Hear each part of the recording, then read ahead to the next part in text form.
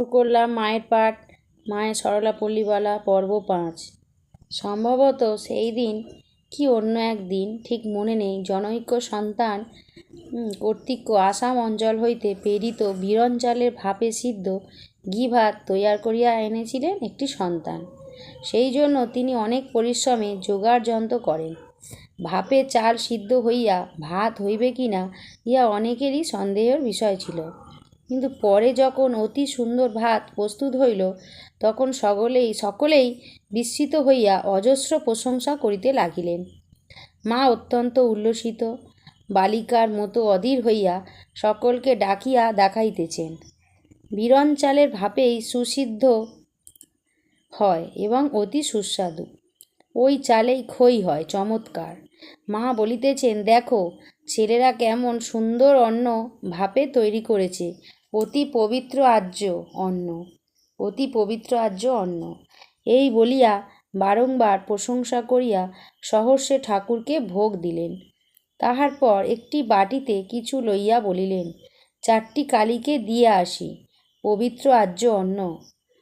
মা অতি উল্লসিত হৃদয়ে কালীমামার বাড়ি গিয়া স্বয়ং দিয়া আসিলেন। তারপর স্বয়ং পরিবেশন করিয়া খুব পেট ভরিয়া সন্তানদিগকে খাওয়াইলেন।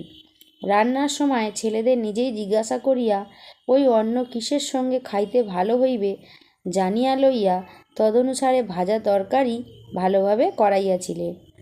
ওই অন্ন সম্বন্ধে মা আরও একটি কথা বলিয়াছেন, উহা অতি পবিত্র আর্য অন্ন, উহাতে সকলই ঝুঁটা এঁটো দোষ হয় না। ঘিয়ের তৈরি জিনিস ও ঘি সর্বদাই শুদ্ধ, কখনো অশুদ্ধ হয় না। একদিন দক্ষিণেশ্বরে ঠাকুর এঁটো হাতে ঘিয়ের বাটি ধরিয়াছিলেন দেখিয়া মা বিস্মিত হইয়া জিজ্ঞাসা করেন, কি করলে? ঘি সব ঝুঁটা হয়ে গেল। ঠাকুর হাসিয়া বলিলেন, ঘি কখনো ঝুঁটা হয় না। অতিশয় সাধারণ বিষয়ে মায়েরও উল্লাস ও অবসাদ, ছোট্ট বালিকার মতো আচরণ। কি আশ্চর্য ব্যাপার!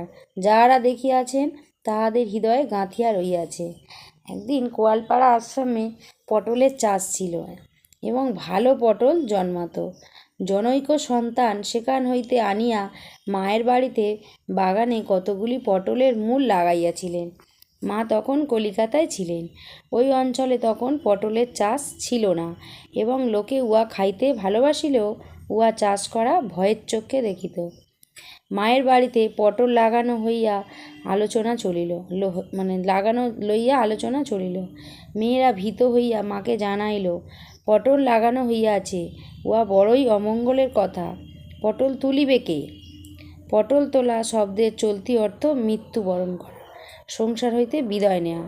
মা শঙ্কিত হইয়া পটল লতা উপড়াইয়া ফেলিয়া দিতে বলিলেন। সন্তানেরা মায়ের আদেশ পালন করিলেন সঙ্গে সঙ্গে, কিন্তু তাহারা মায়ের ছেলে মানুষই ভয় ভাবনা দেখিয়া খুব হাসাহাসি করিলেন। এখন জয়রামবাটি অঞ্চলে মাতৃমন্দিরেও খুব পটল চাষ হয়।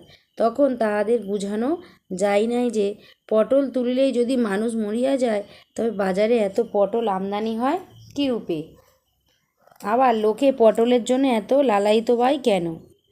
মা জগতে সর্বাপেক্ষা সূক্ষ্ম যন্ত্র মনুষ্য হৃদয়কে কটাক্ষ মারতেও পরিবর্তিত করিয়া দিতে পারিতেন। সেই মায়ের নিকট আবার একটি সামান্য লণ্ঠন পরিষ্কার করা বড় কঠিন কাজই মনে হতো। জয়রামবাটিতে মায়ের ঘরে সেকালের একটি হ্যারিকেন লণ্ঠন ছিল।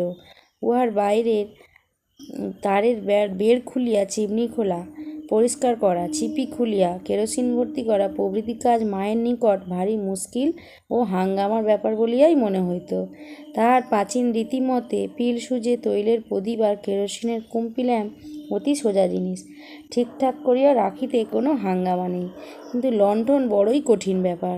সেজন্য সেটিকে অপরকে দিয়া পরিষ্কাদি করাইয়া লন। সে সকল মেয়েরা ওইটি করিয়া দেয়। তাহাদের দক্ষতা ও চাতুর্যের জন্য মা কত প্রশংসা করেন। ওরা কত কাজ জানে, কেমন চট করে লণ্ঠনটাকে ঠিক করে দিল। আজ আমি এই পর্যন্তই পড়লাম, পরের পর্বটি নেক্সট ডেতে পড়ব।